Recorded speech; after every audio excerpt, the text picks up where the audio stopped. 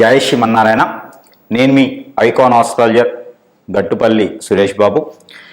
ఈరోజు మనము ప్రత్యేకమైనటువంటి విశేషాలు ఏంటంటే, కొత్త సంవత్సరం వచ్చింది, 2025 సంవత్సరం వచ్చింది. కాబట్టి ఈ సంవత్సరంలో ద్వాదశ రాశుల వారు అందరికీ కూడా ఎప్పటి నుంచో ఉన్నటువంటి దోషాలన్నీ కూడా తొలగిపోయేసి అన్ని రకాలుగా బాగుండేలా ఉంటుంది. కాబట్టి ఈ 2025 సంవత్సరంలో అందరికీ కూడా సుఖశాంతులు, ధనధాన్యాలు, అలానే పెళ్ళిళ్ళు కాని వాడికి పెళ్ళిళ్ళు అయ్యేసి, పిల్లలు పుట్టిన వాళ్ళకి పిల్లలు పుట్టేసి, ఆర్థికంగా వెనకబడిన వాళ్ళందరూ ముందుకు వచ్చేసి, దారిద్ర్య రేఖ కన్నా దిగువలో ఉన్న వాళ్ళందరూ కూడా ఆ అదృష్ట రేఖకి భిన్నంగా విధంగా ఉండేలాగా అందరికి కూడా బాగుండాలని కోరుకుంటూ, అలానే మనకిప్పుడు కొన్ని గ్రహాలు, మనకి ఉన్నటువంటి గ్రహాలు ఏవైతే ఉన్నాయో ఇవి గ్రహం మార్పిడి వల్ల వచ్చేటువంటి మార్పులు, ఆ గ్రహం మార్పిడి వల్ల జరిగేటువంటి పరిణామాలు, పరిస్థితులు, ఈ అనుకూలతగా ఉండేందుకు ఏ గ్రహం ఏ స్థానంలో ఉంటే ఏం జరుగుతుంది, ఏ గ్రహం ఎక్కడ మనకి ఏ ప్లేస్లో ఉండడం వల్ల శుభ అశుభ దృష్టిలు ఎలా ఉంటాయి, దీనివల్ల మనకి ఏం జరుగుతుందనే దానికి చూసినట్లయితే కనుక మనం ఈరోజు టాపిక్లో మాట్లాడుకునేది ఏంటంటే కుజగ్రహం. ఈ కుజగ్రహం అనేది మనకి చాలా శుభ దృష్టి ఉండడం వల్ల అశుభ దృష్టి ఉండడం వల్ల ఏం జరుగుతుంది, ఏ రాశి వారికి ఏ స్థానంలో కుజుడు ఉండటం వల్ల మంచి జరుగుతుంది, ఈ కుజగ్రహం ఎలాంటి పనులు చేస్తుంది, ఈ కుజగ్రహంతో వేరే గ్రహాలు ఏమైనా కూటమితో ఉన్నప్పుడు ఎలాంటి పనులు చేసుకోవచ్చు అనేదానికి మనం ఒక్కసారి చూద్దాం, వివరణ చూద్దాము. ఈ ద్వాదశ రాశుల్లో ఒకటి మకర రాశి. ఈ మకర రాశి వారికి కుజ దోషం 6వ స్థానంలోకి రావడం జరిగింది. అంటే కర్కాటక రాశిలో ఉన్నటువంటి కుజుడు ఎవరైతే ఉన్నారో ఈ కుజ భగవానుడు మళ్ళీ వెనకంజలోకి వచ్చేసి మనకి మిథున రాశిలోకి రావడం జరిగింది. కాబట్టి ఈ 21 జనవరి మాసం 2025 సంవత్సరం నుంచి ఏప్రిల్ 2వ తారీఖు 2025 సంవత్సరం వరకు కూడా ఈ కుజ భగవానుడు మిథున రాశిలోనే ఉంటారు. కాబట్టి ఈ యొక్క 6వ స్థానంలోనే కుజుడు ఉంటాడు. కాబట్టి ఈ యొక్క మకర రాశి వారికి కొంతమేర అదృష్టం అని చెప్పొచ్చు. ఎందుకంటే ఇంకోటి అదృష్టం దురదృష్టం రెండు కూడా ఉన్నాయి సమీపాలలో. అయితే మీకు ఈ శని భగవానుడు 2వ స్థానంలో ఉన్నారు. మీకు ఇప్పుడు ఈ 2వ స్థానం నుంచి 3వ స్థానంకి మార్చి 29వ తారీఖున మారతాడు. కాబట్టి అక్కడి నుంచి కొంతమేర మీకు బాగుంటుందని చెప్పవచ్చు. అయితే మనకి ఓవరాల్ గా చూసుకున్నప్పుడు ఏప్రిల్ 2వ తారీఖు వరకు కూడా ఈ కుజ భగవానుడు 6వ స్థానంలో ఉంటాడు. కాబట్టి ఎవరైనా మకర రాశిలో పుట్టి వాళ్ళు పెళ్లిళ్ళు చేసుకున్నటువంటి మగ పురుషులు ఎవరైతే ఉన్నారో వారికి కొంతమేర అశుభ దృష్టి అని చెప్పొచ్చు. భార్యతో చింతలు, భార్యతో గొడవలు అయ్యేలా ఉన్నాయి. అన్ఎక్స్పెక్టెడ్ గా తెలియకుండా విడాకుల వరకు వెళ్ళేటువంటి గొడవలు కూడా కనబడుతున్నాయి. అందుకని మకర రాశిలో పుట్టినటువంటి పురుషులు ఎవరైతే ఉన్నారో వారికి పెళ్ళై ఉంటే కనుక భార్యలతో ఎక్కువగా మాట్లాడినప్పటికీ నోరు జారకుండా అదుపులో ఉంచుకొని ఏదైనా విషయం ఉంటే చిన్నగా నెమ్మదిగా నచ్చ చెప్పుకొని ఉంటే మరీ మంచిది. భార్యలతో కొంతమేర జాగ్రత్తగా ఉండాలి. అదే మకర రాశిలో పుట్టినటువంటి స్త్రీలు ఎవరైతే ఉన్నారో భర్త ఆరోగ్యం కొంతమేర ఇబ్బంది పడేలా ఉంటుంది. కాబట్టి ఆహారం సరిగా ఉంచి, అలానే అతనికి టెన్షను, స్ట్రెస్ ఫీలు ఇలాంటివి ఏమి లేకుండా చూసుకున్నట్లయితే కనుక కొంతమేర ఆరోగ్యం బాగుంటుంది. ఈ కుజుడు భగవానుడు 6వ స్థానంలో ఉన్నాడు. కాబట్టి బ్లడ్కి రిలేటెడ్ ఆరోగ్య సమస్యలు వచ్చేలా కనపడుతున్నాయి. ఏదైనా క్షణంగా ఆరోగ్యం నిత్య బాగలేకపోతే హాస్పిటల్కి వెళ్ళి చూయించుకోవడం మంచిది. శ్వాస చేయొద్దు. అశ్రద్ధ చేయడం ద్వారా మీకు ఆ ఒక కుజుని యొక్క ఏదైతే అశుభ దృష్టి ఉందో ఆ అశుభ దృష్టి వలన కొంతమేర ఇబ్బంది పడేలాగా ఉంటుంది. కాబట్టి ఎవరికైనా ఆరోగ్య సమస్యలు మకర రాశి వారికి వచ్చినట్లయితే కనుక ఇమ్మీడియట్లీగా వైద్యుని దగ్గరికి వెళ్ళి చూయించుకోవడం మరీ మంచిది. అలానే ఆరోగ్య సమస్యలే కాకుండా ఆర్థిక సమస్యలు కొంతమేర మెరుగు చెందుతాయి. ఏదైనా అవకాశాలు లభించేటువంటిదిగా కనపడుతుంది. ఏదైనా హోటల్ సంబంధించినటువంటి రంగాలు బాగుంటాయి. ఏదైనా బుక్ స్టోర్స్ సంబంధించినటువంటి ఓపెన్ చేయాలనుకుంటే బాగుంటుంది. కొత్తగా ఏదైనా మీరు ఇల్లు, వాహనం కొనుగోలు చేయాలనుకుంటే కనుక అది అంతగా కలిసి రాదు. కాబట్టి ఏప్రిల్ 2వ తారీఖు అలానే 2025 సంవత్సరం వరకు కూడా ఆగడం మరీ మంచిది. మకర రాశి వారికి అంతగా కలిసి వచ్చేలా లేదు. కాబట్టి మీకు ఉన్న దాంట్లో సుఖంగా ఉండండి. కొత్తగా ఏదో మనం మొదలుపెట్టి ఇల్లు కొనాలి, కొత్తగా పంట పొలాలు కొనాలి, ఫ్లాట్స్ కొనాలి అనేది మాత్రం కొత్తగా చేయకండి. ఎవరైనా అప్పు అడిగారా, వారికి అప్పు ఇవ్వకపోవడం మరీ మంచిది.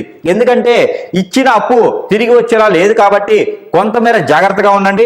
ఎదుటి వాళ్ళతో జాగ్రత్తగా ఉండండి. మీకు సంబంధించినటువంటి విషయాలు కానీ, మీకు సంబంధించినటువంటి సీక్రెట్స్ ఏమైనా ఉంటే ఎదుటి వాళ్ళకి షేర్ చేయనంత వరకు మీరు సుఖంగా ఉంటారు. కాబట్టి అన్ని రకాల బాగుండాలి అనుకుంటే కనుక మీకున్నటువంటి లోతుపాతులన్నీ కొంతమేర వెసులుబాటు కావాలనుకుంటే మనం చెప్పేటువంటి ఈ చిన్నపాటి పరిహారం చేయండి, అందరూ అదృష్టవంతులు అవ్వచ్చు. అయితే మనకి ఈ కుజుడు మనకి ఏదైతే మనం అనుకున్నట్లుగానే కుజుడు మనకిప్పుడు కర్కాటక రాశి నుంచి మిథున రాశికి వెనుకంజిలో ఉన్నారు. కాబట్టి ఈ వెనుకంజిలో ఉన్నటువంటి కుజుడు వల్ల మనకి జరిగేటువంటి నష్టాలు కావచ్చు, లాభాలు కావచ్చు, ఈ కొన్ని రాశులు కొన్ని రకాలుగా ఉన్నాయి. కాబట్టి అలానే మనకి ఈ రాశి వారు కనుక ఈ పరిహారం చేసినట్లయితే ఖచ్చితంగా ఉన్నత స్థాయికి చేరుకునేలాగా, అలానే పంట భూములు కూడా బాగుండేలాగా, అలానే ఈ రాశి వారికి అన్ని రకాలు బాగుంటుంది. కాబట్టి ఈ చిన్నపాటి పరిహారం చేసుకోవడం వలన అన్ని రాశుల వారికి బాగుంటుంది. ఏ రాశికి ఆ రాశి మనం ఏంటంటే ఈ రాశి వారికి ఈ పరిహారం చేసుకోవడం ద్వారా చాలా బాగా పనిచేస్తుంది. కాబట్టి అన్ని రకాలుగా ఉన్నతులు అయ్యేదానికి బాగుంటుంది. అయితే మనకి రాశి వారు చేసుకోవాల్సిన పరిహారం ఏంటంటే ప్రతి వారం రోజులో ఒక రోజునే సరే, మంగళవారం లేదా గురువారం లేదా శుక్రవారం అయినా సరే ఇక్కడైనా అమ్మవారు ఆలయాలు ఉంటే కనుక ఆ అమ్మవారి ఆలయాలు అంటే పార్వతీమాత, గౌరీమాత లేదా మానసాదేవి అమ్మవారు, కనకదుర్గమ్మ అమ్మవారు లేదా లలితాదేవి అమ్మవారు, ఇలా అమ్మవారి ఆలయాలు ఉంటే కనుక ఆ ఆలయాల్లో కుంకుమ అర్చన చేయించడం, ఆ కుంకుమ తీసుకొచ్చి ఆడవారైతే మనక నుదును పెట్టుకోవడం, మగవారైతే కంఠానికి ధరించుకోవడం వలన ఉన్నటువంటి రుమ్మతులు అన్ని తొలగిపోయేసి అన్ని రకాలుగా బాగుండేదానికి, అదృష్టం ఉండేదానికి చాలా బాగుంటుంది.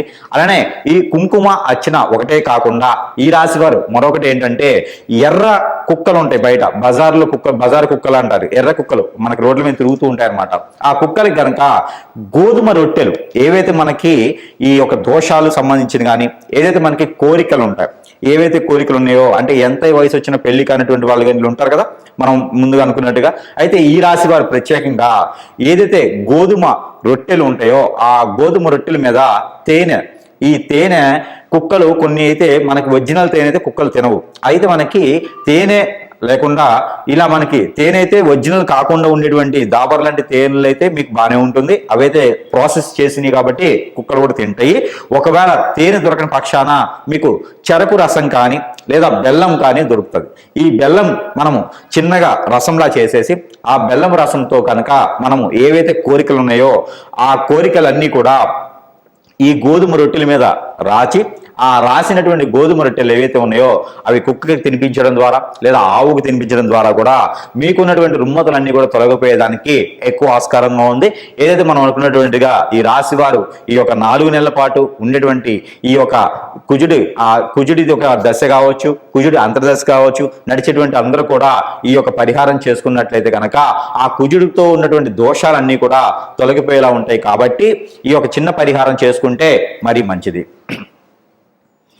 అయితే మనం చెప్పుకున్నట్టుగానే ఈ రాశి వారు కనుక ఈ చిన్న పరిహారాలు చేసుకోవడం ద్వారా కుజుడి దశ ఉన్న, కుజుడి అంతర్దశ ఉన్న, కుజ దోషంతో ఎవరైనా బాధపడుతుంటే కూడా ఈ యొక్క చిన్న పరిహారం చేసుకోవడం ద్వారా ఆ కుజుడి నుంచి వచ్చేటువంటి చెడు దృష్టి ఏదైతే ఉందో ఆ చెడు దృష్టి కూడా శుభ దృష్టిగా మలుచుకునేందుకు అవకాశం ఉంటుంది. కాబట్టి ఖచ్చితంగా ఈ రాశి వారు ఈ యొక్క చిన్నపాటి ప్రయోగం, ఈ చిన్నపాటి పరిహారం చేసుకోవడం ద్వారా మంచి జరుగుతుంది. కాబట్టి ఈ చిన్నపాటి ప్రయోగం, ఈ చిన్నపాటి పరిహారం ఏంటంటే ఏదైతే నవగ్రహాల్లో కుజగ్రహం అని ఉంటుంది, ఈ కుజగ్రహాన్ని గనక కందులు, ఏవైతే కందులు మనకి ఇంకా మహారాష్ట్ర కందులు అంటారు, అంటే ఎర్ర కందులు ఉంటాయి మనకి, ఎర్ర కందులు, ఎర్ర కందిపప్పు అంటారు. ఇవి దొరికినా మీకు మనం మామూలుగా తెలుగు రాష్ట్రాల్లో దొరికేటువంటి కందులు, కందిపప్పు అయినా ఏవైనా సరే ఆ కుజునికి గనక 1 కిలోన్నర అంటే 1 కిలో తర్వాత 1/2 కిలో 500 గ్రాములు అంటే 1500 గ్రాముల కందులు గనక అక్కడ కుజగ్రహం మీద గనక ఉంచడమైనా, అభిషేకం చేసిన, 9 ప్రదక్షిణాలు చేసిన,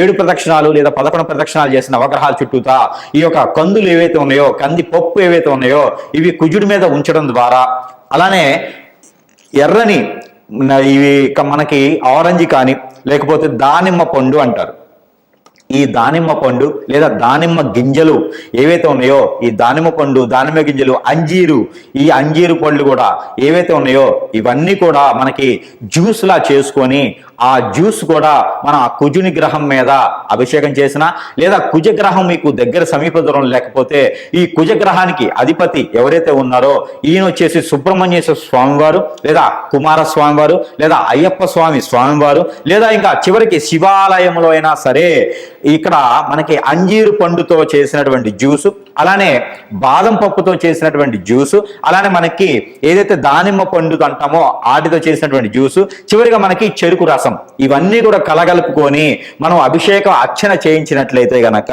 ఏవైతే మీకు సమీప దూరంలో ఉన్నటువంటి నేను చెప్పినటువంటి విగ్రహాలకి అభిషేకం చేయడం ద్వారా అన్ని రకాల రుమ్మతులు తొలగిపోయేసి విదేశీ యానానికి వెళ్ళాలనుకున్నటువంటి ఎవరైతే ఉన్నారో వారు కూడా కుజ దోషంతో బాధపడుతుంటే గనక వారు కూడా ఖచ్చితంగా ఈ యొక్క అభిషేకం చేస్తే, ఈ యొక్క పరిహారం చేసినట్లయితే గనక అన్ని రకాల రుమ్మతులు తొలగిపోయేలా ఉంటుంది. కాబట్టి ఈ పాటి చిన్న ప్రయోగం, ఈ పాటి చిన్న ప్రయత్నం కూడా చేయండి.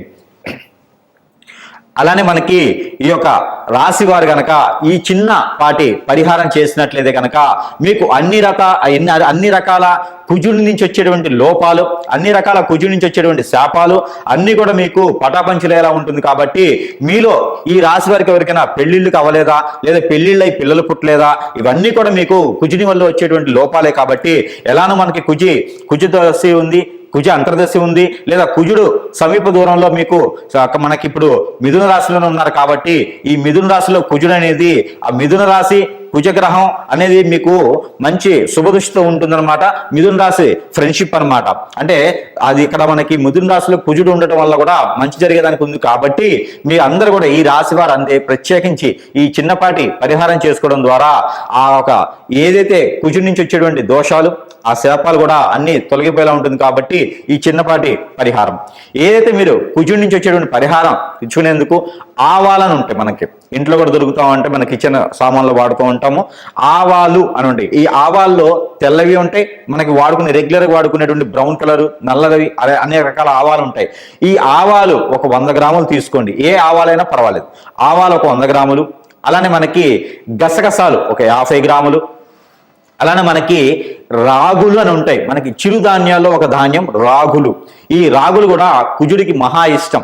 ఈ రాగులు కూడా తీసుకొని ఇవన్నీ కూడా కలగలుపుకొని ఏదైతే మీకు గ్రామ దేవత అంటారు, అమ్మవారి ఆలయం గ్రామ దేవత అంటారు. ఈ గ్రామ దేవత ఆలయాల్లో కనుక మీరు ఆ గ్రామదేవత ఆలయంలో ఉంచినట్లయితే ఆ గ్రామదేవత ఆలయము ఏదైతే ధ్వజస్తంభం ఉంటుందో అక్కడ కూడా ఈ ఆవాలు ఉంచినట్లయితే ఈ ఆవాలు అమ్మవారి దగ్గర ఉంచేటప్పుడు మీరు మనసులో ఏమైనా కోరికలున్నా, మనసులో ఏమైనా దోషాలు పోవాలనుకున్నా కూడా సమర్పించుకొని ఆ ఒక కోరికలు అన్ని కూడా నెరవేరాలని ఒక అమ్మవారికి మనస్ఫూర్తిగా సమర్పించుకొని 5 నారికేళాలు గనక మీరు గ్రామదేవత అమ్మవారికి గనక సమర్పించినట్లయితే మీ ఊరి సమీపంలో గ్రామదేవత లేకపోతే బొడ్రాయి అని అంటారు. ఈ పల్లెటూరు అయితే బొడ్రాయి అని ఉంటుంది. ఈ బొడ్రాయి దగ్గర ఈ ఒక నేను చెప్పినటువంటి ఆవాలతో పాటు మీరు ఇంకా కూడా వేస్తే కనుక బాదం పప్పు కూడా అక్కడ వదలవచ్చు. బాదం పప్పు కూడా అక్కడ ఆ బొడ్రాయి దగ్గర కావచ్చు, గ్రామదేవతల అమ్మవారి దగ్గర కావచ్చు, ఈ బొడ్రాయి దగ్గర కూడా పెట్టినట్టయితే మీకు మంచి జరిగేదానికి, మీలో ఉన్నటువంటి దోషాలన్నీ విముక్తి అయ్యేదానికి ఉంటుంది. కాబట్టి ఈ పాత్రం అదృష్టం అనేది అందరూ కూడా ఈ చిన్న చిన్న పరిహారాలు చేసుకొని ఈ రాశి వారు అదృష్టవంతులు అయ్యేసి అందరికి కూడా పెళ్లిళ్ళు అవ్వాలి, పెళ్లిళ్ళు అయిన వారికి పిల్లలు పుట్టాలి, అందరూ కూడా ఉద్యోగులు అవ్వాలనుకుంటే కనుక ఈ కుజదోష పరిహార నిమిత్తంగా ఈ చిన్నపాటి పరిహారాలు చేసుకుంటే మరీ మంచిది. ఇంకోటి కూడా ఉంది. అభిషేకం ఏదైతే తేనె ఉంటుందో ఈ తేనెలో కనుక టమాటా రసం కలిపేసి మనం అభిషేకం చేసుకోవడం ద్వారా కూడా ఎవరికి చేయాలి అభిషేకం అంటే నవగ్రహాల్లో ఉన్నటువంటి కుజగ్రహానికి, అలానే మనకి కుజగ్రహం మీకు సమీప దూరంలో లేకపోతే కనుక ఈ టమాటా లేకుండా ఓన్లీ బాదం పప్పుతో అయినా మీరు అభిషేకం చేసుకోవచ్చు. అంజీరు బాదం కలిపినటువంటి అభిషేకాన్ని మీరు అక్కడ ఉన్నటువంటి సుబ్రహ్మణ్యేశ్వర స్వామి వారి ఆలయంలో లేదా పుట్ట దగ్గర ఉన్నటువంటి పడిగల మీదైనా ఈ అభిషేకం చేసుకోవడం ద్వారా ఈ కుజగ్రహానికి సంబంధించినటువంటి దోషాలన్నీ కూడా పటాపంచలేయడానికి ఆస్కారం ఎక్కువ కనిపిస్తూ ఉంది. అలానే మీకు ప్రతినిత్యం ద్వాదశ రాశుల వారు అందరికీ కూడా చెప్పదగింది ఏంటంటే ప్రతి ఒక్కరూ చేయనటువంటి రెమెడీ ఒకటి ఉన్నది. అది ఏంటంటే ఆవాలు, మనకి తెల్లవైన నల్లవైన బ్రౌన్ కలర్ అయిన ఆవాలు తీసుకొని ఒక 50 గ్రాముల ఆవాలు, ఒక 50 గ్రాములు నల్ల నువ్వులు, ఒక 50 గ్రాములు గసగసాలు, ఒక 50 గ్రాముల జీడిపప్పు, ఇవన్నీ కూడా తీసుకొని చిక్కుడు గింజలను దొరుకుతాయి మనకి సీడ్, ఇవి మనకి పచారీ షాపుల్లో కానీ లేకపోతే సీడ్ అమ్మేటువంటి షాపుల్లో కానీ దొరుకుతాయి. ఈ చిక్కుడు గింజలు కూడా తీసుకొని మీరు ఇవన్నీ కూడా కలగలుపుకొని రోజుకొక 2-3 స్పూన్లు చొప్పును తీసుకొని ఇలా క్లాక్ వైజ్ గా కళ్ళ ముందు నుంచి ఇలా తీసుకుంటూ ఇలా 7 సార్లు దిష్టి తీసుకొని, ద్వాదశ రాశుల వారు అందరికీ కూడా ఇలా 7 సార్లు దిష్టి తీసుకొని మీకు రోడ్డు విరువైపులా అంటే రోడ్డు పక్కన కనుక వేసినట్లయితే, పారేటువంటి నీటిలో వేసినట్లయితే మీకు అవి కాల్చినట్లు కూడా కాల్చుకోవచ్చు. ఇవి కాల్చినట్లయితే కనుక మీకు కుజు దోషం నుంచి విముక్తి లభిస్తుంది, మీకు ఖచ్చితంగా పెళ్లిళ్ళు అవుతాయి. ఈ చిన్నపాటి రెమెడీ ద్వాదశ రాశుల వారు అందరూ కూడా ప్రత్యక్షం చేయవచ్చు. మరొకటి ఉంది, మీకు ఇంకా ఆరోగ్య సమస్యలు కానీ ఈ కుజ దోషానికి సంబంధించింది కానీ ఇంకేమైనా ఉంటే కూడా మీకు ఆ దోషాలన్నీ కూడా పటాపంచలేందుకు మిరియాలు కూడా ఇందులో కలుపుకున్నట్లయితే మీ ఆర్థిక స్థితిగతులు, మీ ఆరోగ్య సమస్యలు కూడా తొలగిపోయేలా ఉంటుంది. కాబట్టి మనం చెప్పుకున్నటువంటి ఆవాలు, గసగసాలు, బాదం పప్పు వీటన్నిటితో పాటు మిరియాలు కూడా కలుపుకొని దిష్టి తీసుకోవాలి. ఏవైనా సరే ఒక 2 స్పూన్లు అన్ని కలగలిసి 2-3 స్పూన్లు కనుక మీరు దిష్టి తీసుకున్నట్లయితే కనుక ఈ రుమ్మతులన్నీ తొలగిపోయేలా ఉంటుంది. కాబట్టి ఆ మాత్రం ప్రయత్నం చేసి ద్వాదశ రాశుల వారు అందరూ కూడా సుఖశాంతులతో ఉండాలని కోరుకుంటా ఉన్నాను. జై శ్రీమన్నారాయణ.